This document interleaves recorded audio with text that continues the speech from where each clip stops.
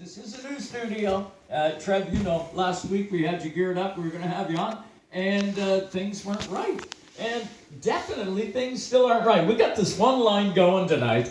The other one is working, but not in the studio. We did have a caller out there in BC. It's got a question for you. Got to ask it to you. Will there be a drifter class? Right now, we've got a lot of feedback from the drifters where they are up in arms, if you will, about that. We didn't add them to the schedule, and we're looking at it, and we've always looked at it. Sure. We've never, all we did was leave them off the schedule because, frankly, the way we're going to configure the oval doesn't really lend itself to drifting anymore. Right. Unfortunately. We're not out here to kill people's motorsports, and I've heard all kinds of stuff and lots of backlash, and I get it, right? They're running out of places to run themselves, just like a lot of these places are. We got Penticton Speedway that might only be there for another couple of years. Who knows what's going to happen with it? You know, all the tracks that have shut down around, you know, or right across Canada. So, Sure. you know, if we can find a way to make a couple of things have to happen. First of all, it's got to be economically viable. Unfortunately, right? Sure. You know, just like any other class, it has to make sense. We have to be able to sell it. There has to be a fan base, and there has to be a call for it, you know, a popularity. I know it's a very, very popular thing to do, and it's growing astoundingly. And I want the drifters to know we're not against drifting. We've got a bit of a tune, but they're feeling pretty roughed up that they've been left out to date. But I would say that if the drifters came to us with a professional approach and said, look, this is what we think we can do, this is how we would do it, this is how we would be part of what you're doing, we'd absolutely sit down and talk to them about that. So I think that's the way it has to go. And you know what, Trev, you nailed it on the head. I know from being in your seat as a track owner with you know, different divisions that really, maybe didn't get in line at Sauble Speedway.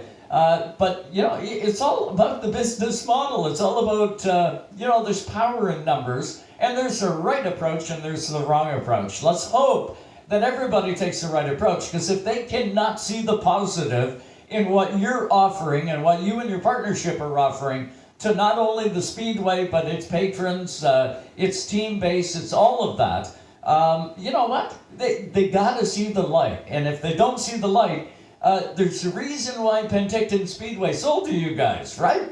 It wasn't successful, or it wasn't nearly as successful as it could be and what it's going to be. So people got to look at the positive, and they should be jumping in there with the positive and showing really what the positives are for the Speedway and the fans. If they can connect all those dots, that's what good classes are all about, and that's what it takes to be successful. The pressure's on not only the ownership to create a facility, but how about the race space? They've got a little bit in this too, right? They got to be successful. And if you can connect those dots, guess what? The fans love it. Well, a couple of things. You have to be economically viable, or you just simply go away. Yep. And I'm a firm believer, and I may have told you guys this last time on the show, and I'll say it, and I say it to all my drivers when I sit down to have a driver meeting. First thing I do is I point to the grandstand and say, look, let's not forget one thing here. My speech usually talks about how much ego that race car drivers have. And I put myself at the top of the ego list.